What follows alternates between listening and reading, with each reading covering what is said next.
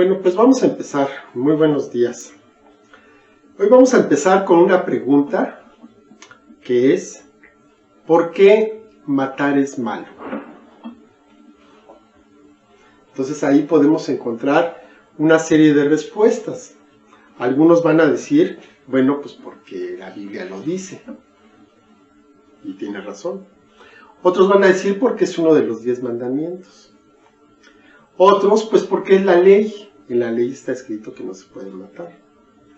Alguien más, ahí yéndose un poco más profundo, porque nadie tiene derecho a tomar la vida de otro. Y tienen razón, todos tienen razón. Pero sin embargo, a mí me gusta mucho la respuesta o la explicación que da un autor cristiano que se llama Josh McDowell. Él dice que no es bueno matar porque va en contra de la naturaleza de Dios.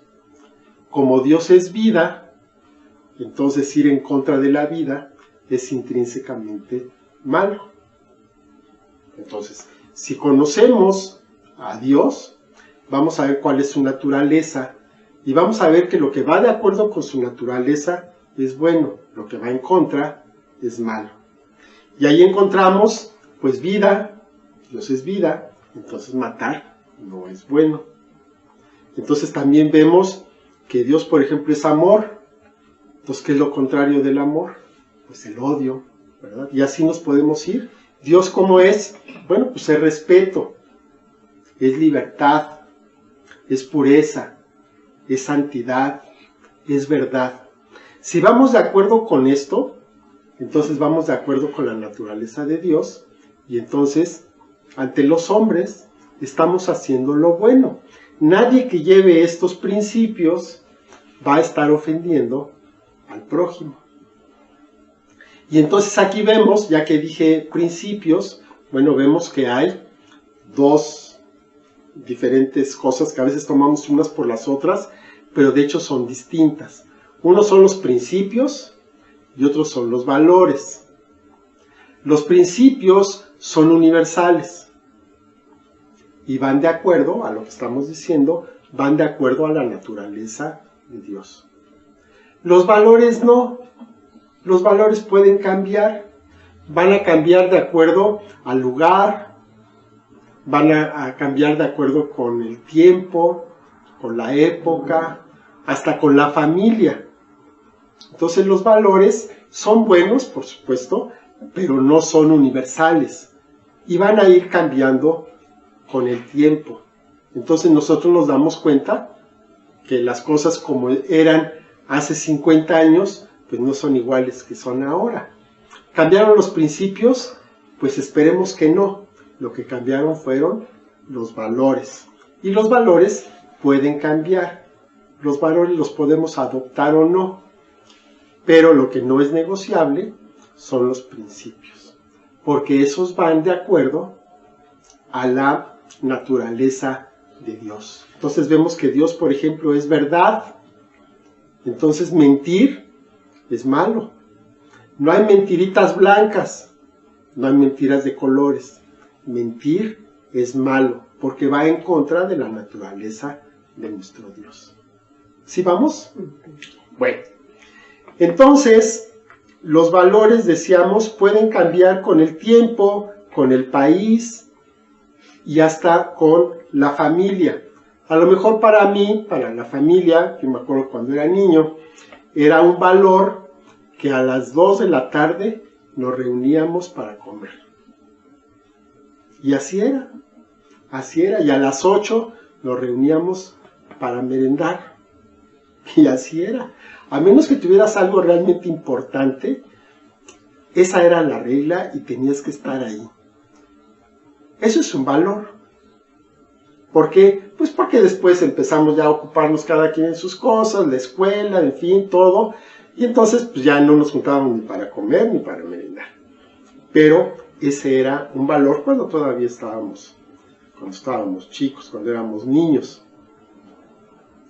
Entonces vemos que lo que no va con la naturaleza de Dios es intrínsecamente malo. Por ejemplo, el asesinato, el odio, robar, la esclavitud, ofender a las personas, mentir y todo lo que está relacionado con esto. Y hoy vamos a hablar de una de estos atributos de Dios que yo creo que a veces no entendemos en toda su profundidad y no los llevamos a cabo, sino que como que pues lo sabemos pero no lo vivimos, y estoy hablando de la unidad. Entonces vemos en Deuteronomio 6:4, dice: oye Israel, Jehová nuestro Dios, Jehová uno es. En hebreo dice Shema Israel, Adonai Eloheinu, Adonai Echad. Ese es el famoso Shema. Y ahí hay una palabra al final que es Echad. Echad representa la unidad, pero no en lo individual, sino en lo colectivo, por decirlo de una manera. Entonces, si yo tengo un juego de arco y flechas, por ejemplo, tengo el arco, tengo las flechas, pero aun cuando son separados, realmente no tienen ningún valor si nada más tengo el arco o nada más tengo las flechas. Entonces ahí cuando están juntos, entonces adquieren una unidad. Y ahí es donde habla de que Dios es uno. Sabemos, de ahí viene, entre otros versículos, de ahí viene el concepto de la Trinidad, ¿verdad? De que Dios es uno, pero se manifiesta en 3 personas, Padre, Hijo y Espíritu Santo. No es muy fácil de entender y a veces somos un poco simplistas en esto. No son 3 dioses, es uno solo en 3 personas. Cuando hablamos solamente de una de estas personas, pues como que al mencionar uno estamos hablando también de los otros 2, aunque no nos demos cuenta, ¿sí? Porque no somos unitarios. Por ejemplo, hay algunas religiones que son unitarias y nada más creen, por ejemplo, en el Padre, ¿sí? Esos son unitarios. Pero nosotros no, nosotros creemos en la Trinidad. Un solo Dios, 3 personas. Entonces, como Dios es trino y nosotros tenemos su naturaleza, entonces también nosotros tenemos esta unidad. Dice la primera carta de Juan 5:7, porque 3 son los que dan testimonio en el cielo, el Padre, el Verbo y el Espíritu Santo, y esos 3 son uno. Nuevamente el mismo concepto. Dios es uno, y nosotros que somos hechos a imagen y semejanza de nuestro Dios, también somos uno. Entonces vamos a ver algunos aspectos de esta unidad. Primero, somos uno con Dios. Dice Juan 17:11, y ya no estoy en el mundo, mas estos están en el mundo, y yo voy a ti, Padre Santo, a los que me has dado, guárdalos en mi nombre, para que sean uno, así como nosotros. Esas son palabras de nuestro Señor Jesús en la última cena. Y aquí lo que está diciendo es algo tremendo. Dice, para que sean uno, así como nosotros. En esa misma unidad que no puede separar a Dios Padre, de Hijo, de Espíritu Santo, sino que son uno, de esa manera el Señor Jesús está pidiendo que nosotros seamos uno con Dios. Si nos ponemos a pensarlo, es algo tremendo, es algo impresionante. ¿Por qué? Porque el Señor Jesús está orando al Padre para que tú, para que yo, seamos uno con ellos, que seamos uno con Dios. ¿Qué quiere decir que seamos uno? Que no nos podamos separar, que no nos podamos distinguir uno del otro. Cierto, nosotros somos hombres, Dios pues es Dios, ¿verdad? Pero participamos de su naturaleza, participamos de su esencia. Y esto lo pide el Señor Jesús, para que sean uno, así como nosotros. No sé cómo te sientas con esto, pero es algo en verdad que no alcanzamos a comprender en toda su magnitud. Imagínate que puedas ser uno con Dios, que puedas pensar como Dios, que puedas sentir como Dios, que puedas hacer lo que Dios hace en debidas proporciones. No vamos a meter aquí herejías, ¿verdad? Pero el mismo Señor Jesús dijo que de las obras que Él había hecho, nosotros haremos todavía mayores. Entonces, ahí estamos en esa unidad que debemos tener con Dios. ¿Qué más? ¿Qué otro llamado a la unidad tenemos? Bueno, vamos a ser uno con nosotros mismos. Dice la primera carta a los Tesalonicenses 5:23, y el mismo Dios de paz lo santifique por completo, y todo su ser, espíritu, alma y cuerpo sea guardado irreprensible para la venida de nuestro Señor Jesucristo. ¿Qué quiere decir esto? Que nosotros somos espíritu, alma y cuerpo. Dios es Padre, Hijo y Espíritu Santo. De la misma manera que está formado Dios, por decirlo de una manera, así somos nosotros. Somos uno. Espíritu, alma y cuerpo somos uno. Y en eso reside la parte gloriosa de nosotros los humanos, de las personas, que tenemos la misma naturaleza que nuestro Dios. Y eso es algo muy importante. Eso nos lleva al concepto de integridad. ¿Qué quiere decir? Que debemos ser lo mismo en el espíritu, en el alma y en el cuerpo. No podemos estar separados. No podemos decir, bueno, es que ahorita estoy en el espíritu, ahorita estoy en el alma, ahorita estoy en el cuerpo. No podemos hacer eso. Somos uno, espíritu, alma y cuerpo. Y tenemos que estar conscientes de esto. ¿Quién gobierna nuestro ser? ¿Nuestro cuerpo? Por ejemplo, perdón por la comparación, pero por ejemplo, un perrito. Ayer venía caminando junto a mí y de repente se para. ¿Por qué? Porque en ese momento se quería rascar. Y no le importa con quién venga, no le importa a dónde va, no le importa nada. En ese momento se quiere rascar, en ese momento se detiene y se rasca. Entonces, muchas veces actuamos así. Ahorita quiero comer y me importa muy poco lo que esté haciendo y las circunstancias. Y si no como, me pongo de mal humor. Y así, como eso, cuando nos está dominando, cuando está gobernando el cuerpo. El alma, cuando somos pues esclavos de nuestras pasiones, de nuestros sentimientos. Hoy estoy de buen humor, entonces soy así como que muy amable con todos. Pero estoy de mal humor, que nadie se me acerque. ¿Quién debería de estar guiando? ¿Quién debería de estar gobernando nuestro ser? El espíritu. Porque el espíritu no tiene problema. Está estable y está en contacto con nuestro Dios. Si realmente nuestro ser lo gobernara el espíritu, pues tendríamos una vida más apacible, ciertamente.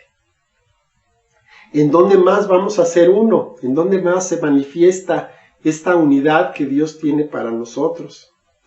Pues en el matrimonio. En el matrimonio. Una sola carne, dice la palabra, que somos una sola carne. Y dice Eclesiastés 4:12, y si alguno prevaleciere contra uno, dos le resistirán, y cordón de 3 dobleces no se rompe pronto. Un matrimonio, una sola carne, y sin embargo habla de 3 dobleces, porque es el esposo, la esposa y Dios. Y seguro que si Dios está en medio de la relación, este cordón no se va a romper fácilmente. En cambio, cuando no está Dios en la ecuación, ¿con qué facilidad se rompen los matrimonios? Actualmente, más de la mitad de los matrimonios se rompe antes de 5 años. ¿Por qué? Pues, si no está Dios, pues entonces estamos ahí mientras las cosas están bien y nada más estamos en las buenas. Pero en cuanto empieza a haber algún problema, en cuanto empieza a haber alguna dificultad, ¿qué es más fácil? ¿Tratar de arreglarlo o cambiar? Pues cambiar. Estamos acostumbrados a los objetos que ya no se mandan reparar. Se cambian, ¿no? Tú tienes un teléfono, te empieza a fallar, lo desechas y compras otro. Que además pues, ya estaba muy feo y ya es obsoleto.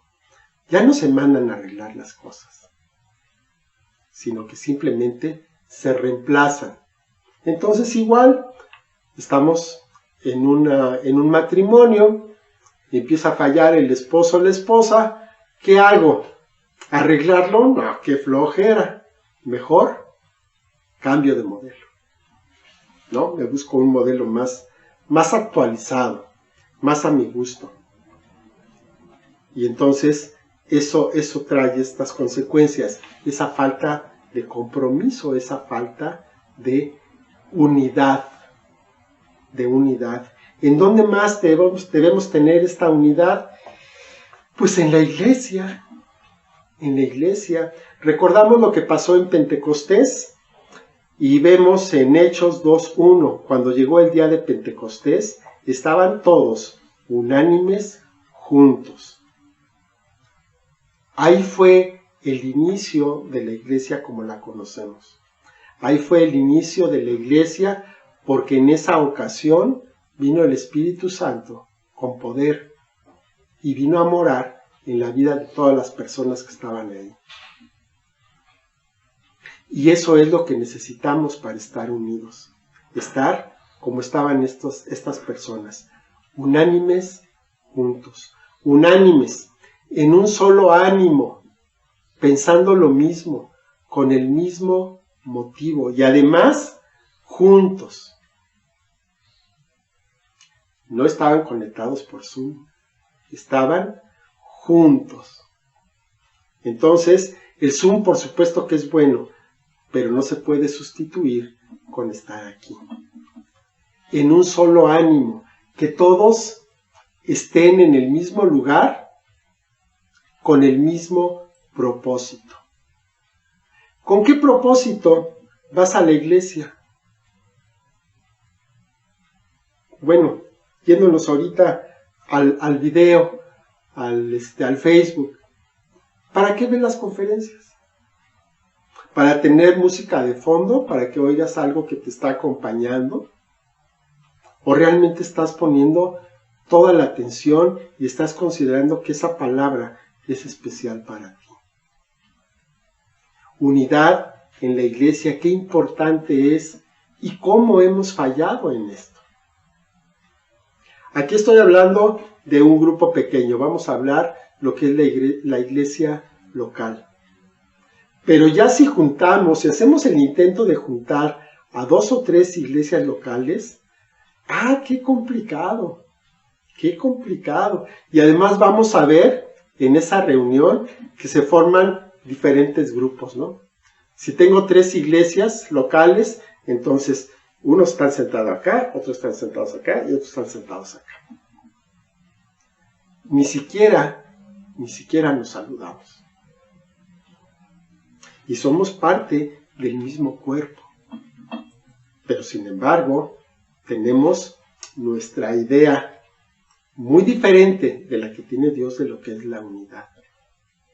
Entonces, yo me junto con los de mi iglesia, me junto con mis amigos, me junto con los que son conformes a mí, porque aún dentro de la misma iglesia local luego hay diferentes grupos. Y ya no hablemos de los pastores, bueno, pues ahí con mayor razón, ¿no? Entonces hay reuniones de oración ahora, entonces hay unos que siempre están ahí, hay otros que jamás, pero la invitación es para todos. ¿Por qué unos van y otros no? Pues porque no hay esta unanimidad, no hay esta este solo ánimo de estar juntos con un propósito.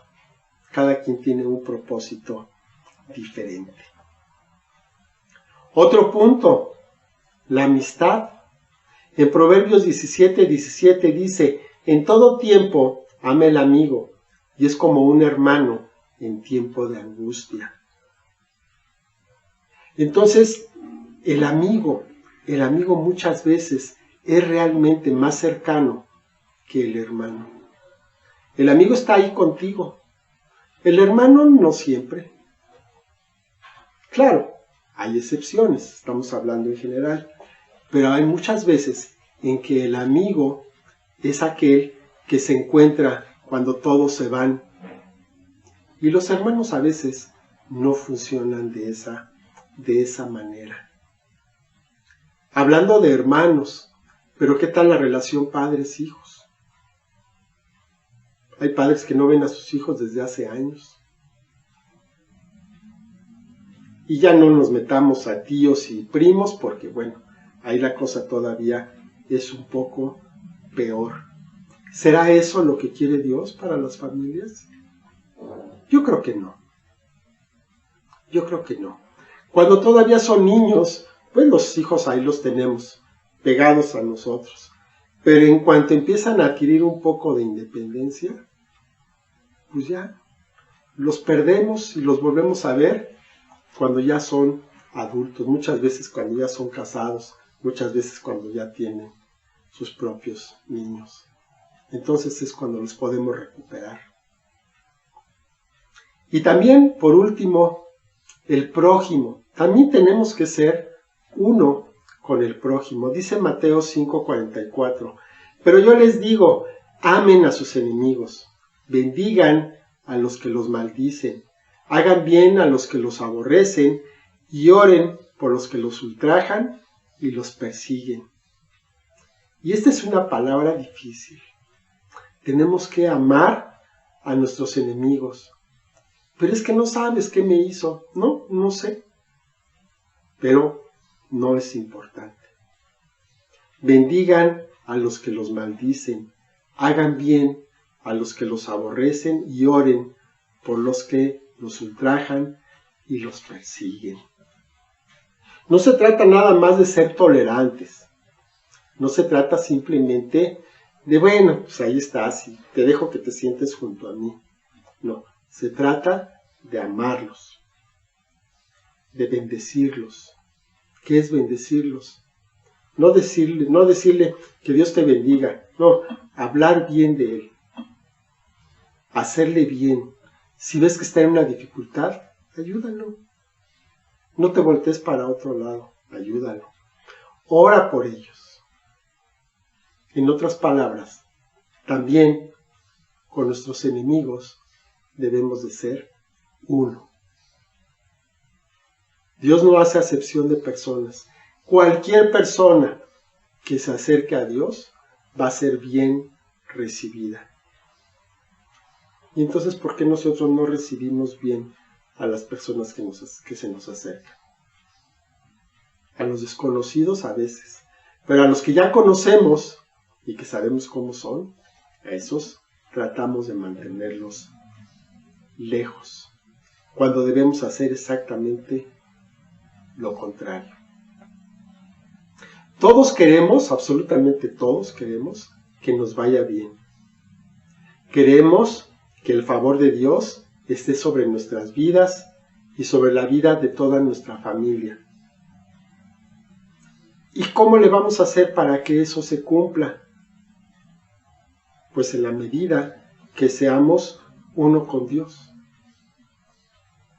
Si realmente somos uno con Dios, entonces vamos a prosperar en todo. Entonces vamos a pensar como Él piensa y vamos a andar por los caminos que Él tiene para nosotros. La clave está en ser uno con Dios. ¿Podemos hacerlo? Sí, sí podemos. Esa es la labor, ese es el trabajo, el ministerio del Espíritu Santo en nuestra vida. Que podamos ser uno con nuestro Dios. que podamos realmente tener esa mente de Cristo. Que podamos andar unánimes juntos con la iglesia, con la familia, en el lugar donde trabajamos, en donde nos desarrollamos, con las personas que conocemos, con las que te encuentras en la calle. Si vas manejando, pues cede el paso, no te va a pasar nada. Pero preferimos empeñarnos, no lo dejo. Y si lo dejo, ya estoy buscando la manera de rebasarlo y darle el zarrón. Entonces, seamos uno. ¿Por qué? Porque Dios es uno. Y nosotros también somos llamados a ser uno. Vamos a orar. Padre bendito, te doy muchas gracias por esto, Señor, por este tema que es complicado, Señor, que no es algo que nos guste escuchar, porque es algo en lo que fallamos mucho. Es algo que nos cuesta trabajo, Señor, pero es algo que tú nos pides.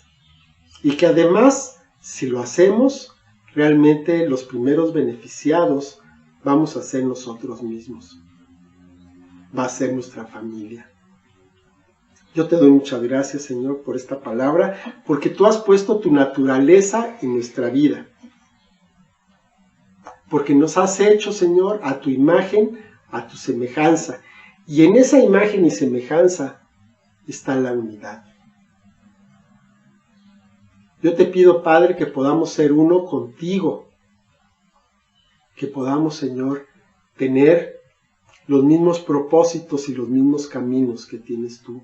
Que seamos obedientes a tu palabra. Que seamos obedientes a tus mandamientos.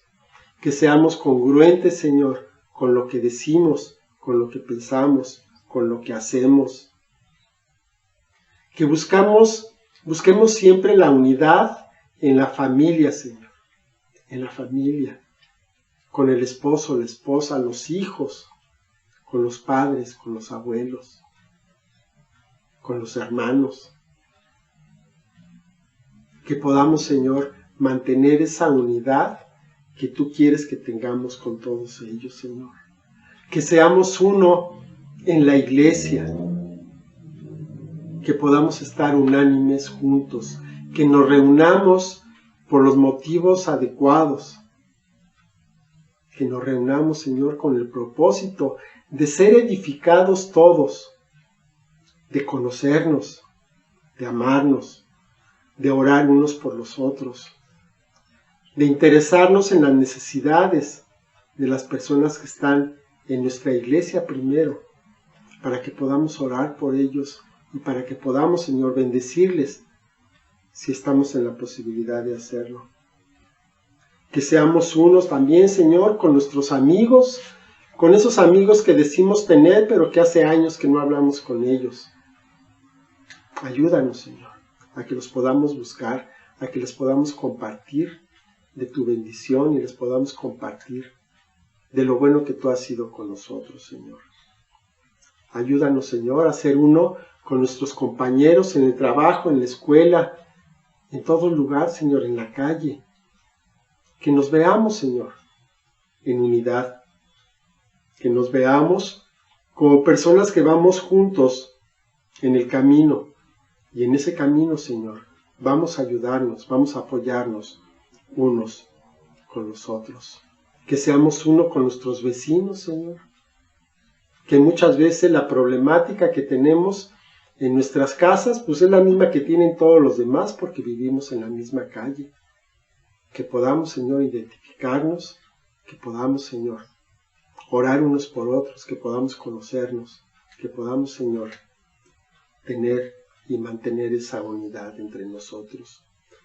Y también, Señor, que podamos ser uno con nuestros enemigos, con esas personas que le damos la vuelta, que no nos gusta convivir, que evitamos en todo lo posible.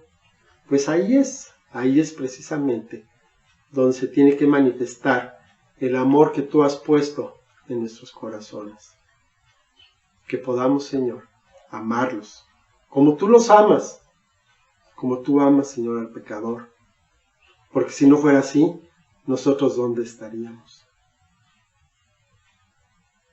Y los pecadores, Señor, te hemos ofendido, pero tú estás dispuesto a perdonar y estás dispuesto a bendecir a cada uno. Yo te doy muchas gracias, Señor, por esto. Te doy muchas gracias por este mensaje, que podamos cumplir con tu voluntad, que podamos reflejar la unidad que tú tienes con nosotros. Que podamos, Señor, andar en tu camino y que podamos, Señor, ser fieles testigos de tu amor, de tu gracia y de lo bueno que has hecho con nosotros. Te lo pedimos en el nombre de nuestro Señor Jesucristo. Amén. Y bueno, pues muchas gracias por escuchar este mensaje. Muchas gracias por estar con nosotros. Y los seguimos invitando para que vengan, para que participen, para que nos conozcamos, para que podamos orar unos por los otros y podamos pasar un tiempo de convivencia. Muchas gracias. Que Dios los bendiga. Hasta luego. Buenas tardes.